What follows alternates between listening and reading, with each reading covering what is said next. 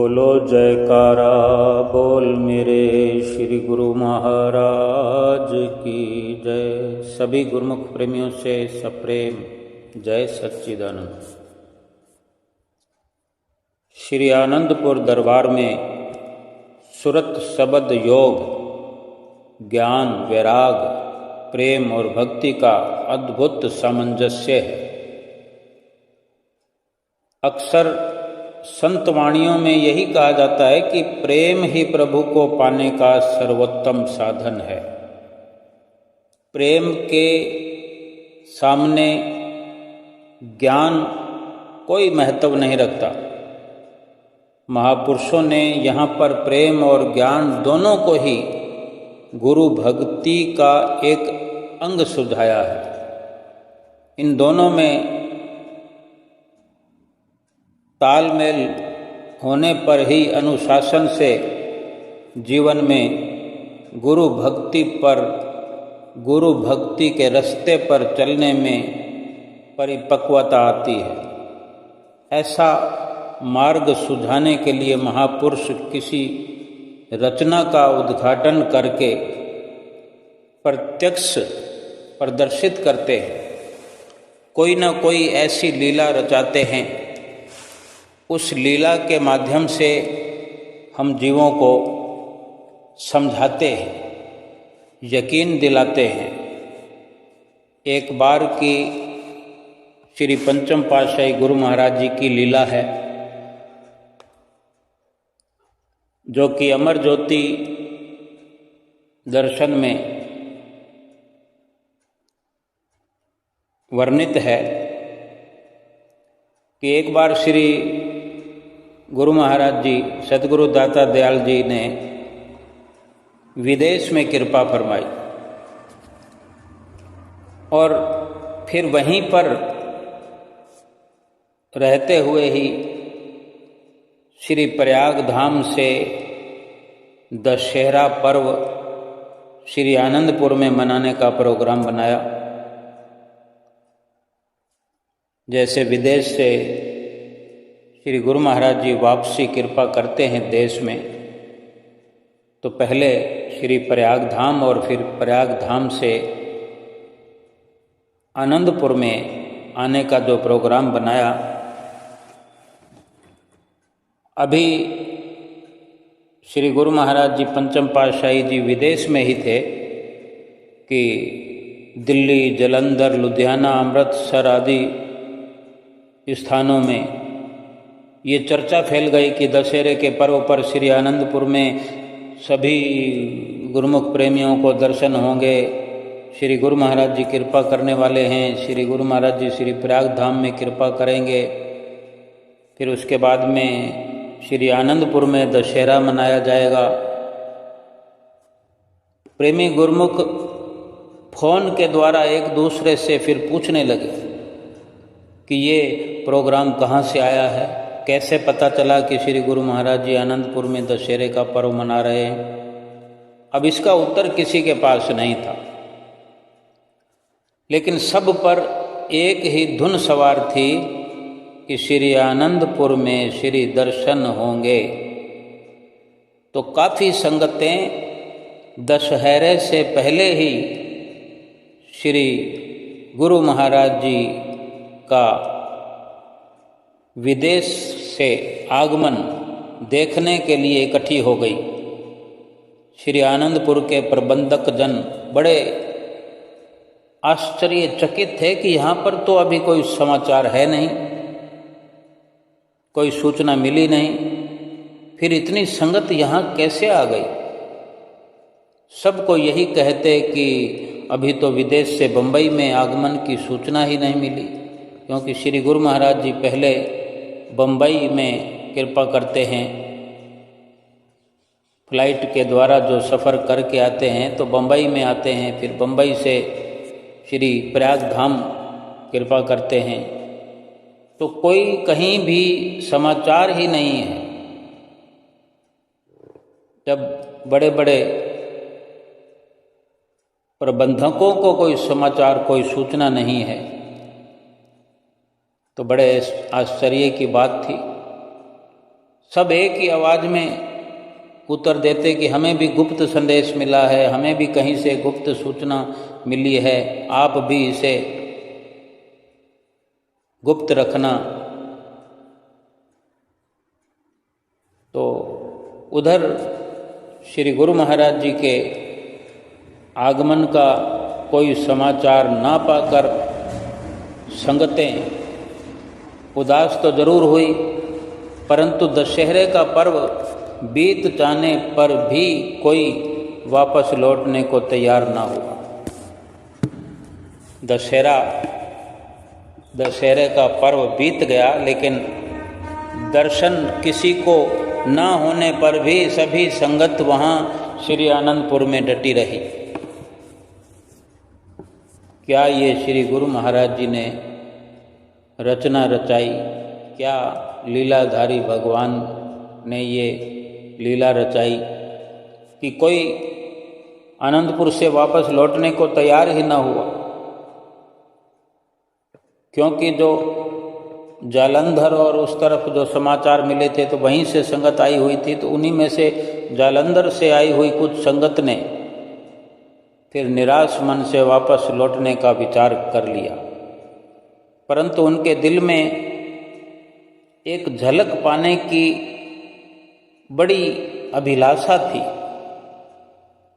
फिर भी जैसे तैसे अपने हृदय को धीरज बंधाते हुए वापस जाने के लिए वे सब बीना रेलवे स्टेशन पर पहुंच गए।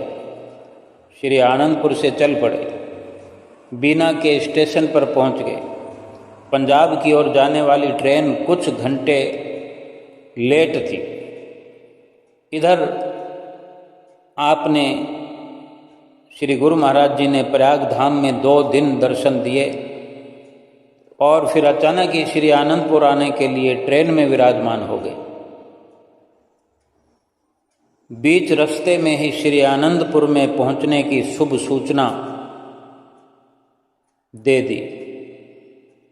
जब श्री गुरु महाराज जी की जैसी मौज होती है वैसा ही संदेश प्रबंधकों के द्वारा प्रबंधकों को दिया जाता है।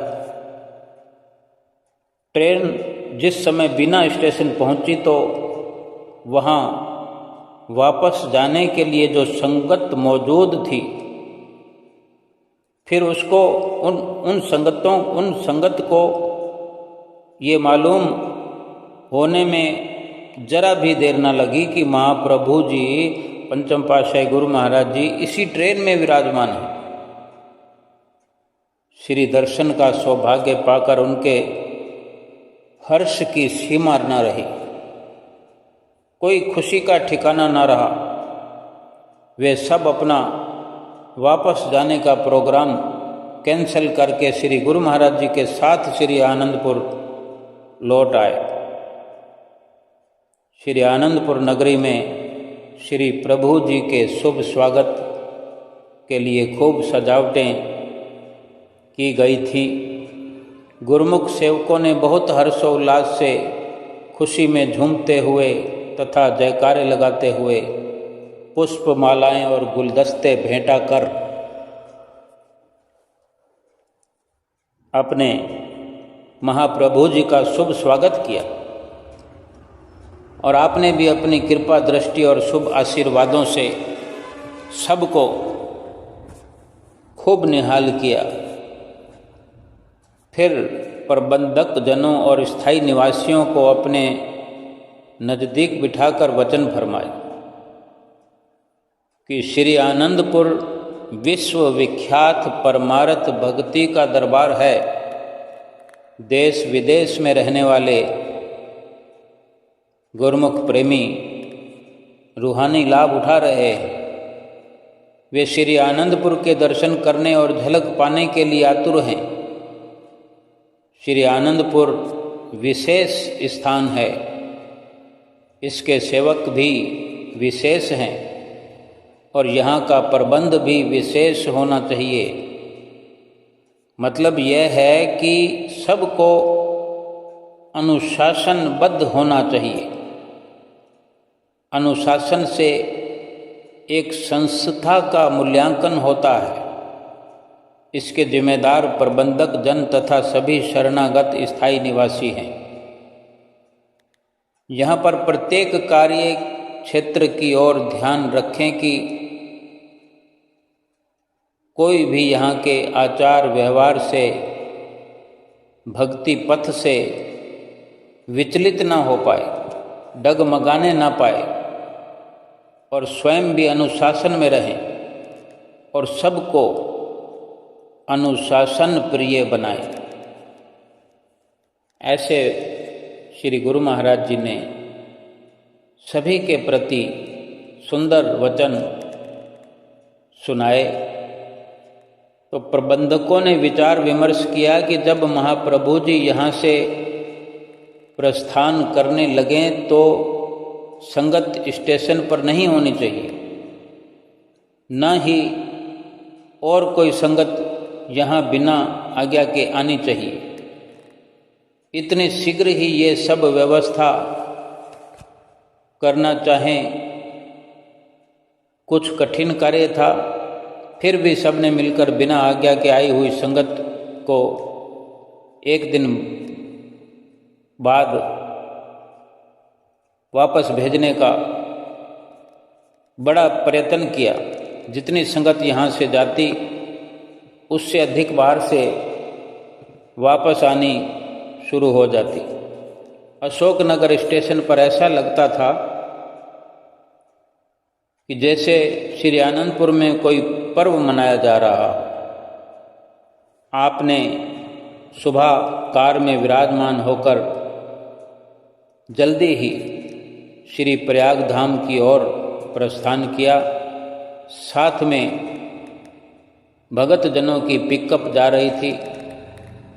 रास्ते में उन्हें रोककर फरमाया कि कार के पीछे पीछे पिकअप चला करके आओ। रास्ते में किसी आश्रम पर ठहरना नहीं। अशोकनगर से बोगी बुक होने पर आप उसमें विराजमान नहीं हुए। अशोकनगर से ट्रेन में बोगी बुक की हुई थी पर आप उसमें विराजमान नहीं हुए।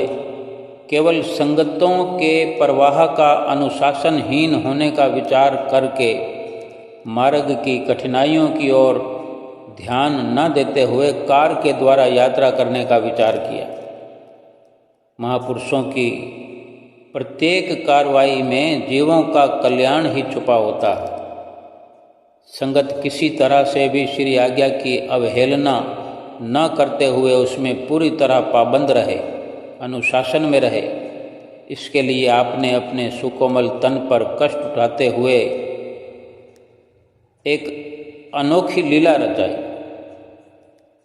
कार और पिकअप में बैठे हुए भक्त महात्मा जन सोच रहे थे कि रास्ते के लिए भोजन का प्रबंध तो है नहीं। भगवान कभी अपने प्रेमियों की आतुर पुकार को पूरा करने के लिए प्रोग्राम बनाते हैं और कभी परीक्षा का माध्यम बनाकर परीक्षा लेते हैं।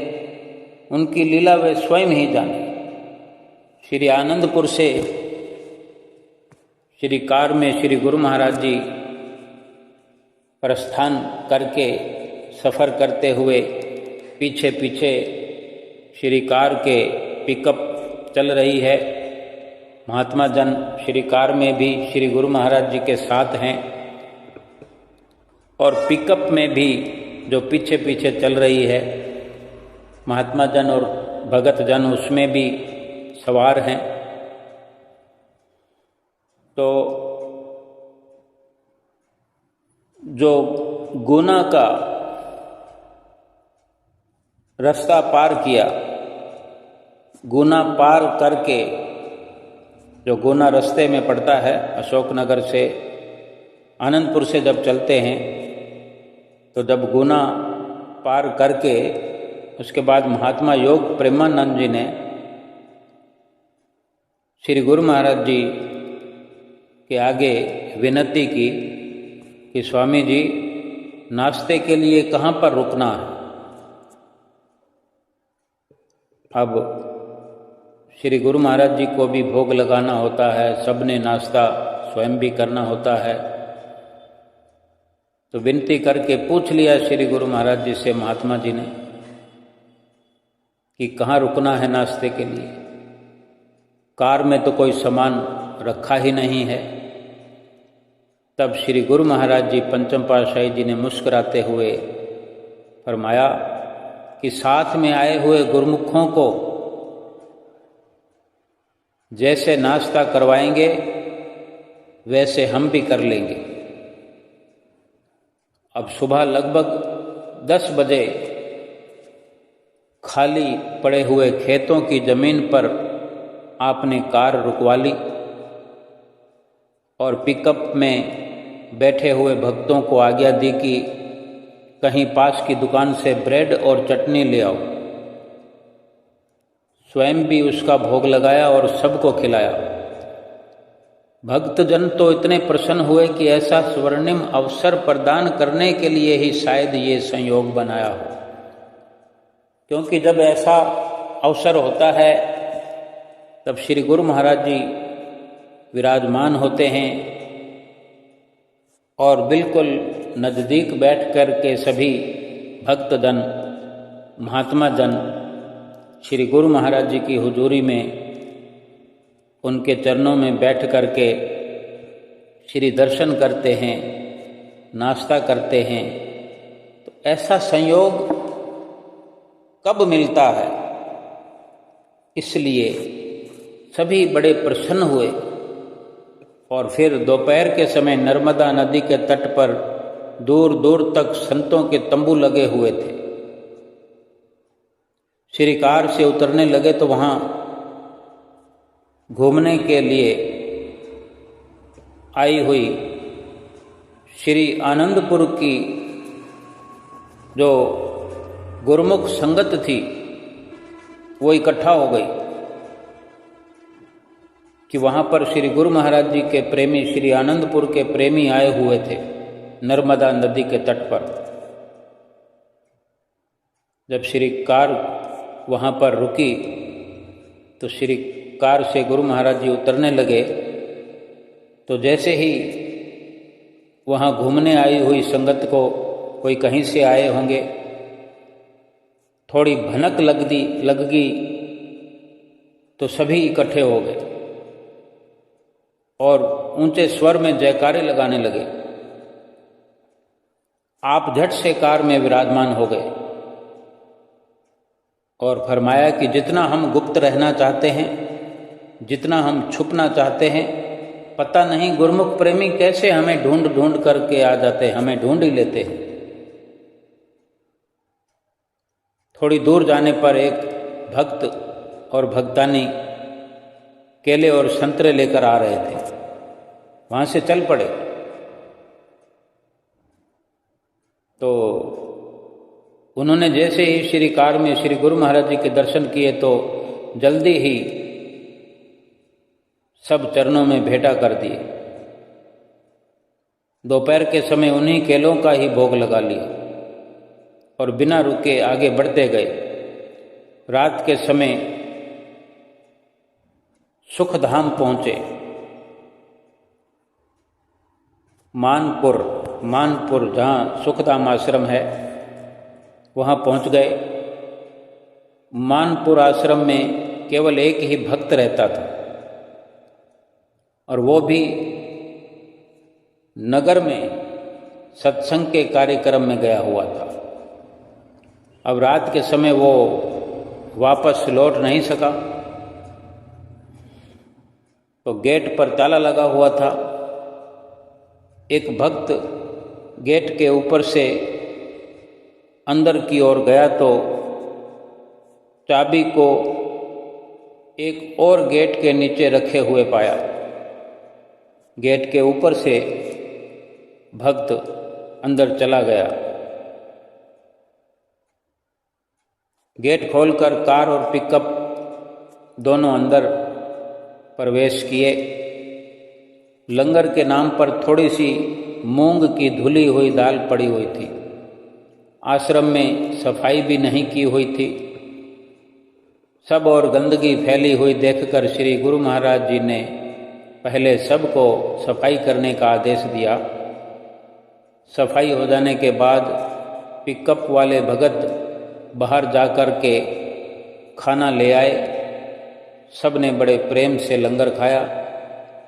श्री गुरु महाराज जी ने उसी समय ही ये निर्णय लिया और श्री मौज को प्रकट करते हुए फरमाया कि महात्मा जी, इंदौर में खुले क्षेत्र में हम जल्द ही एक ऐसा आश्रम बनाएंगे जिससे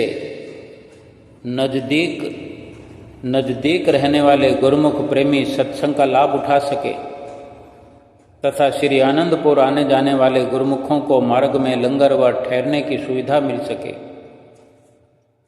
सुबह लगभग 5 बजे आश्रम में रहने वाला भक्त भी वापस आ गया जो नगर सत्संग में गया हुआ था और गेट का ताला खुला देखकर हैरान रह गया कि कैसे आश्रम का गेट खुला हुआ है।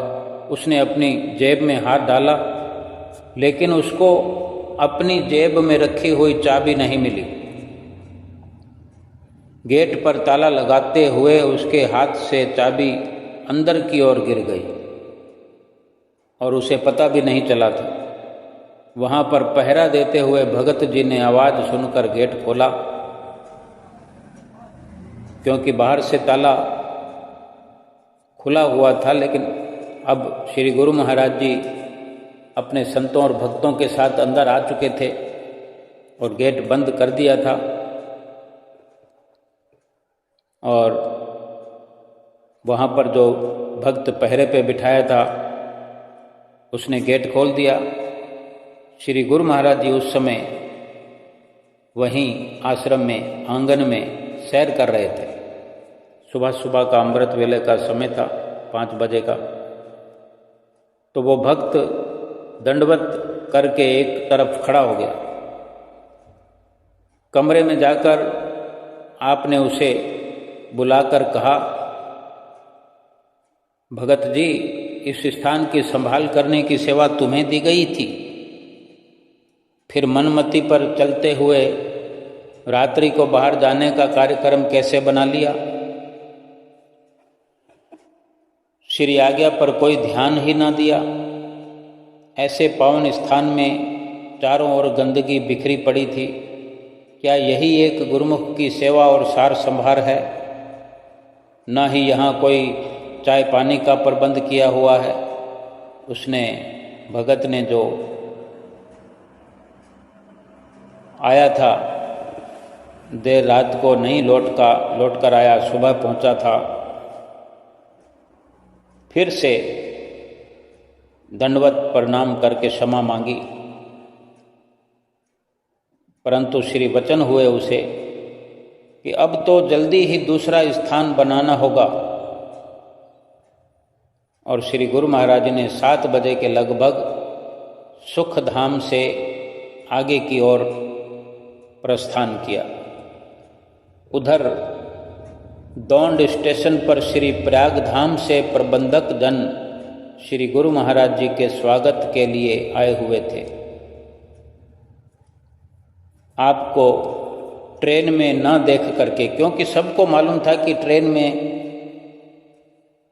बोगी बुक है श्री गुरु महाराज जी के लिए और साथ में महात्मा जनों के लिए, भक्तजनों के लिए। तो वहाँ दौंड आश्रम पर जो ट्रेन का रुकने का समय था, तो वहाँ प्रयाग धाम से प्रबंधक जन वहाँ दौंड आश्रम पर आए हुए थे स्वागत के लिए। तो श्री गुरु महाराज जी को ट्रेन में न देखकर उस ट्रेन से उतरी हुई संगतों से पूछा कि उन्होंने कहीं पर श्री गुरु महाराज जी को देखा है। तो सबके चेहरे उतरे हुए थे। निराशाजनक उत्तर दिया कि बीना, भोपाल, अहमदनगर में जो प्रेमी गुरुमुख श्री भोग लेकर आए, श्री दर्शन न होने से वे भी निराश होकर लौट गए, क्योंकि रास्ते में जहाँ जहाँ भी जो जो स्टेशन आते हैं तो सभी गुरुमुख प्रेमियों को जैसे पता चलता है तो वो सभी स्टेशन पर आकर के श्री गुरु महाराज जी के दर्शन करते हैं। कोई चाय नाश्ता, कोई भोग प्रसाद लेकर आते हैं। तो सभी निराश थे और प्रबंधक जनों ने ये सूचना फिर श्री प्रयागधाम में दी कि ना जाने हमारे किस अपराध के कारण श्री गुरु महाराज जी ने कहीं और जाने का प्रोग्राम बना लिया है, क्योंकि ट्रेन में तो श्री गुरु महाराज जी हैं ही नहीं। पहले विदेश से आगमन का इंतजार और 2 दिन यहाँ श्री दर्शन दे करके श्री आनंदपुर श्री गुरु महाराज जी ने प्रस्थान किया था। और अब जब वापस श्री आनंदपुर से आगमन होने का समय है तो इंतजार में खड़े हुए इस प्रकार विचार कर रहे हैं और ये संदेश प्रयागधाम में दे रहे हैं। संगतों के लिए लंगर का प्रबंध कर दिया गया। स्थायी शरणागत श्री शांति भवन में सुमरन ध्यान के माध्यम से हार्दिक पुकार को श्री चरणों में पहुंचाने के लिए संलग्न हो गए। श्री प्रयागधाम के जो शरणागत गुरुमुख प्रेमी वो शांति भवन में पहुंच करके सुमरन ध्यान में बैठ गए और मन ही मन हार्दिक पुकार श्री चरणों में पहुंचाने का प्रयास कर रहे थे। पूना से महात्मा आत्म सुखानंद जी तथा श्री प्रयागधाम से भाई ध्यान पूर्णानंद जी हर आश्रम पर फोन द्वारा ये पूछने लगे कि कहीं आपको श्री गुरु महाराज जी के पहुंचने की सूचना मिली है। श्री आनंदपुर, अशोकनगर, बीना, भोपाल, अहमदनगर, बम्बई, बेंगलोर, यहाँ तक कि काशीपुर, सब स्थानों पर फोन द्वारा बड़ी विह्वल पुकार पूछताछ करने लगे, परंतु सब जगह से यही उत्तर मिला कि हमें किसी प्रकार की कोई सूचना नहीं मिली।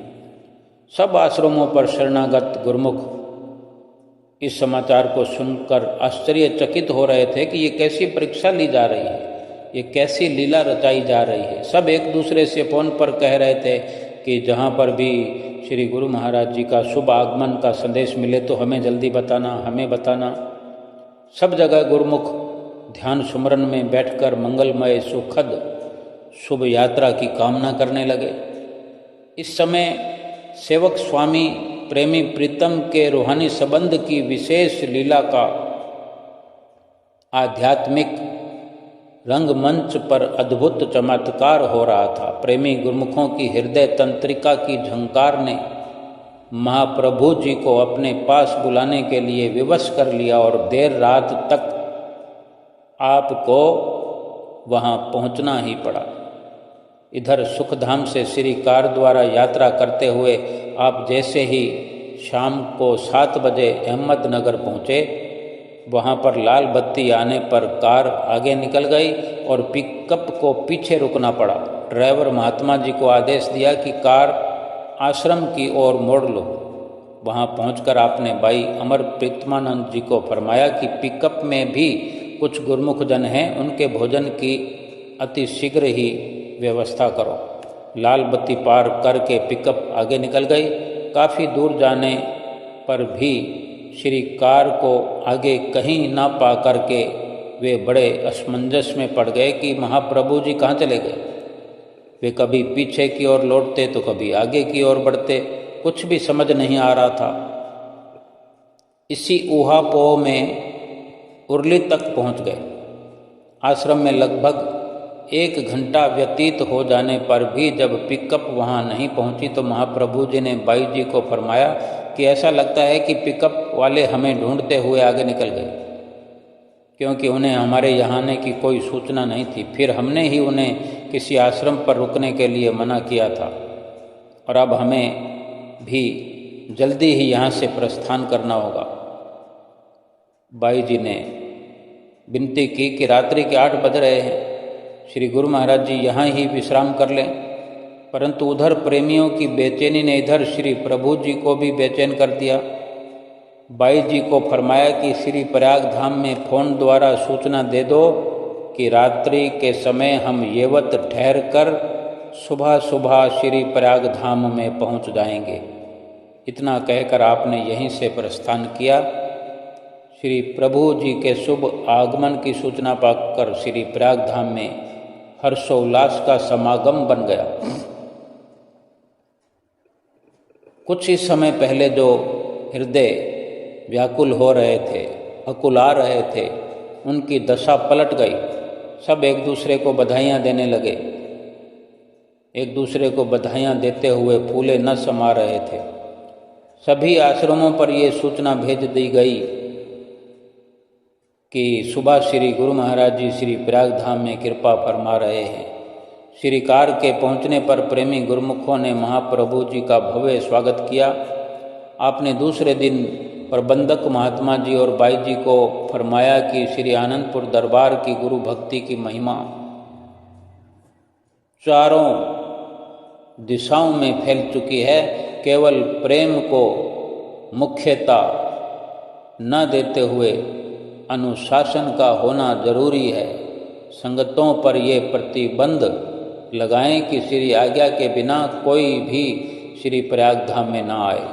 आश्रम में जहाँ भी कार जाए वहाँ पर सब गुरुमुख लाइन में खड़े दिखाई दें। वर्तमान समय में विवेक विचार से कार्य करना प्रत्येक गुरुमुख का कर्तव्य है। इससे वे स्वयं भी लाभान्वित होंगे और दूसरों के लिए भी प्रेरणा स्रोत बनेंगे। श्री परमहंस अद्वैत मत श्री आनंदपुर सत्संग भवन हर नगर हर गांव में बन चुके थे। महात्मा जन सत्संग प्रचार हेतु वहां जाकर के जन साधारण को श्री सद्गुरुदेव महाराज जी की महिमा और भक्ति के पथ पर अग्रसर कर रहे थे। ऐसे ही करनाल में बाई विवेक परमानंद जी के आश्रम में संगतें आती और सत्संग का लाभ उठाती। हर पर्व पर संगतें उनके साथ ही आनंदपुर में आती, श्री दर्शन करके महाप्रभु जी की लीला का गुणगान करती। एक भक्तानी जो कि अत्यंत गरीब थी, वो श्री गुरु महाराज जी की लीलाओं को सुनती और आत्म विभोर होकर के सोचती कि क्या कभी मैं भी श्री आनंदपुर जा पाऊंगी, उन मनहरण लीलाओं को क्या मैं भी निहार सकूंगी, अपनी इन आँखों से देख सकूंगी। ऐसा सोचते सोचते उसे 6-7 साल हो गए। वो श्री गुरु महाराज जी पंचम पातशाही जी महाराज जी की श्री मूर्ति का ध्यान करते हुए श्री चरणों में विनती करती कि प्रभु, मैंने सुना है कि आप गरीब निवाज हैं, नियोटियों की ओट हैं और प्रत्येक की हार्दिक इच्छा को पूर्ण करते हैं। मेरी पुकार आपके दर पर कब पहुँचेगी? कब मुझे आपके साक्षात दर्शन होंगे? मेरे पास भेंट करने के लिए कुछ भी नहीं है। उसके पास ना तो ट्रेन का किराया था और ना ही सेवा भेंटा करने के लिए कोई धन। उसका बेटा उसे केवल 2 आने 1 महीने का खर्चा दिया करता था। 1 महीने में 2 आने, उसमें से वो थोड़ा थोड़ा करके बचाते बचाते बचाते उसने 1 रुपया जोड़ लिया। 1 रुपया ही जोड़ पाई, जो उसके दुपट्टे की गांठ से बंधा रहता था। वो आश्रम में जाती तो श्रद्धापूर्वक पीछे बाहर बैठकर पीछे पीछे सबसे बैठकर सत्संग सुन लेती। संगत के जाने के बाद वो आश्रम में झाड़ू लगाती, पोछा लगाती, फिर अपने घर जाती। एक बार बाई जी ने उस भक्तानी को बुलाकर कहा, हमारे पास ट्रेन की एक टिकट फालतू है, मुझे अपने अंदर अभी अभी ये प्रेरणा हुई है, श्री गुरु महाराज जी का एक इशारा हुआ है कि जो भक्तानी रोज झाड़ू लगाकर जाती है उसे श्री आनंदपुर लेकर आओ। तो भक्तानी के दिल की साध पूरी हो गई और वो बाई जी के साथ श्री आनंदपुर में पहुंच गई। सत्संग के पश्चात जब सत्संग समाप्त हुआ तो जब संगत लाइन लगाकर मत्था टेका करती है, मत्था टेकने की लाइन में खड़ी हुई संगत जो मत्था टेकने के लिए आगे बढ़ने लगी, तो वो बार बार पीछे की ओर चली जाती और प्रेम अश्रु बहाते हुए यही मन में कहती कि मैं कैसे आगे जाऊं। उस लाइन में खड़ी थी, फिर लाइन में निकलकर पीछे चली जाती। आगे मत्था टेकने वाले तो कितनी सेवा भेंटा कर रहे, क्योंकि वहाँ पर जो ये नज़ारा देख रही थी तो वो अपने आप को संभाल नहीं पा रही थी और हिम्मत नहीं जुटा पा रही थी कि मैं क्या मुँह लेकर श्री गुरु महाराज जी के सामने जाऊं कि मेरे पास कुछ भी नहीं है। क्योंकि लाइन वालों को देख रही थी, कोई कुछ गुरु महाराज जी के आगे भेंटा कर रहा था, कोई किसी प्रकार का उपहार लेकर आते, कोई लिफाफा सेवा का दे रहे थे। तो बार बार पीछे चली जा रही थी। तो श्री गुरु महाराज जी ने अचानक ही लाइन को आगे आने से रोक दिया। सारी लाइन रुक गई। तो वहाँ महात्मा योग आत्मानंद जी को कहा कि इस लाइन में सबसे पीछे एक भक्तानी खड़ी है, पीछे खड़ी हुई भक्तानी को आगे लेकर आओ, आगे बुलाओ। महात्मा जी ने सेवा समिति वाले एक भगत जी को इशारा करके पास बुलाया और उसे ये संदेश दिया कि उस पीछे खड़ी भक्तानी को आगे भेज दो। तो वो भक्तानी आगे आई तो उसके प्रेम का प्रवाह आंसुओं में बह निकला।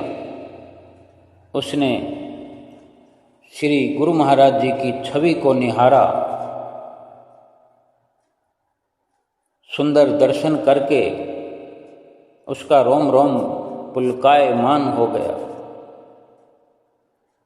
भावातिरेक भाव से भरपूर होकर उसने मन ही मन अपने अंदर ही ये पुकार की, अपने अंदर ही कह रही थी कि मुझ गरीब की पुकार श्री चरणों तक कैसे पहुंच गई। और इतने में श्री गुरु महाराज जी ने आवाज़ लगाई। श्री गुरु महाराज ने फरमाया, भक्तानी दुपट्टे की गांठ तो खोल, हमारे लिए जो सेवा लेकर आई है, हमारे लिए जो तू सेवा इकट्ठी करती रही है वो दे हमें।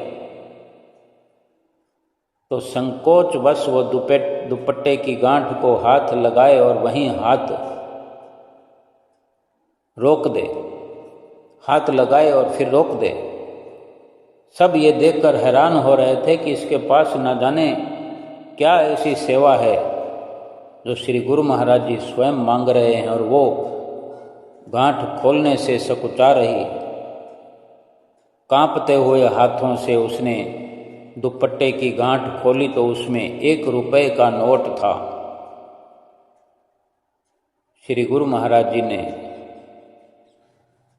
उस नोट को अपने कर कमलों में लिया और फरमाया, ये 1 रुपए का नोट नहीं है, ये हार्दिक प्रेम और श्रद्धा की अनमोल भेंट है। संकोच मत कर, कई जन्मों की तपस्या के बाद भी ऐसा शुभ अवसर नहीं मिलता। तुम्हारी भक्ति, तुम्हारी श्रद्धा और प्रेम की सेवा, इस भेंट से हम अति प्रसन्न हैं। सत्य तो यह है कि महापुरुष सदैव हार्दिक भावनाओं का ही मूल्य आंकते हैं। श्री सतगुरुदेव महाराज जी की इस अपार कृपा को पाकर वो धन्य हो गई, कृत्य हो गई। ऐसे हमारे श्री 108 श्री परमहंस अवतार श्री पंचम पातशाही गुरु महाराज जी घट घट की जानने वाले, सबकी पीर पहचानने वाले, जिसने भी उनका दर्शन किया है, उनकी नज़दीकियाँ पाई हैं, उनके मधुर मधुर वचन सुने हैं, आज भी गुरुमुख प्रेमी उन वचनों को याद करके, उन लीलाओं को याद करके धन धन होते रहते हैं। अपने हृदय के अंदर खुशियाँ भरपूर महसूस करते रहते हैं। बेशक वो छवि हमारे सामने उस रूप में नहीं, लेकिन हमारे रोम रोम में उनका ध्यान बसा हुआ है। इस जीवन को जीना सिखा गए हमें मोह माया से बचा गए। हर पल, हर घड़ी, श्वास श्वास में अपने तन पर कष्ट सहन करके, अपने रक्त की एक एक बूंद को हम गुरुमुख प्रेमियों को सुखी बनाने के लिए, हमें सुख पहुंचाने के लिए, सुखों के भंडार में पहुंचाने के लिए एक एक बूंद रक्त की उन्होंने कुर्बान कर दी श्री आनंदपुर दरबार पर और श्री आनंदपुर दरबार के अनुयायियों पर। हर गुरुमुख प्रेमी ये भली भांति समझते हैं, जानते हैं कि हमारे जीवन में किस प्रकार सतगुरुदेव महाराज जी ने खुशियाँ भर दी। सतगुरु हर वक्त हमारे साथ हैं, शब्द रूप में हमारे साथ हैं। हम अंदाज़ा भी नहीं लगा सकते कि वो हमें कब, कहाँ और कैसे कैसे आज भी बचाते हैं, हर विपदा को टालते हैं। लेकिन हम फिर भी जब भी कोई मौका मिलता है गिला शिकवा करते हैं। गिला शिकवा करने से नहीं चूकते। एक बात मन में बिठा लें कि जो भी हो रहा है उसके पीछे कोई ना कोई कारण है। सुख आए जीवन में, दुख आए जीवन में, अगर हमारी तार सतगुरु के चरणों से जुड़ी हुई है, नाम से प्रीत जुड़ी हुई है, सतगुरु की आज्ञा और मौज में हम चलते हैं, तो यकीन जानो कि जो कुछ भी हमारे जीवन में घट रहा है, हर कार्रवाई में हमारी भलाई छुपी है। हमारा बाल बाका भी नहीं हो सकता, ना इस लोक में ना परलोक में। निश्चित ही हमारी कोई ना कोई भलाई छिपी होती है, क्योंकि जो भी हमारे जीवन में घटित होता है वो सतगुरु की देख रेख में है। हमने सतगुरु से नाम मिला, सतगुरु से हमारा जो ये रिश्ता कायम हुआ, सतगुरु की ये जिम्मेदारी हो गई कि हम जहाँ भी रहें, जैसे भी रहें, लेकिन सतगुरु से अपना रिश्ता जोड़ करके रखें, अपनी सुरती की तार सतगुरु से और सतगुरु के बख्शे हुए नाम के साथ जुड़ी रहे, तो हर प्रकार से हमारी रक्षा होती रहेगी।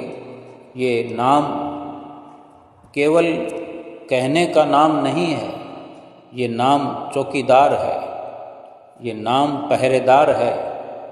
ये शब्द जो है ये हमारी हर पल, हर घड़ी और हर जगह और हर दुख में, मुसीबत में रक्षा करने वाला है। नाम का सुमरन हम करते रहे।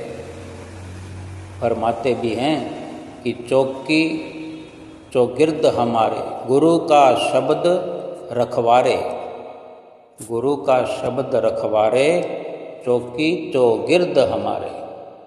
जहाँ भी हम, और इतना ही नहीं, उठते बैठते सोते हुए अगर हम नींद में भी सोए हैं तो ये शब्द हमारा पहरा देता है, हमें हर हाल में, हर मुसीबत से बचाता है। और हर वक्त अपने सतगुरु का ध्यान अपने अंदर हम बसाए रखें, सतगुरु की याद बसाए रखें, उनके वचनों की पालना करते हुए अपना लोक परलोक सुहेला करें। बोलो जयकारा बोल मेरे श्री गुरु महाराज की जय।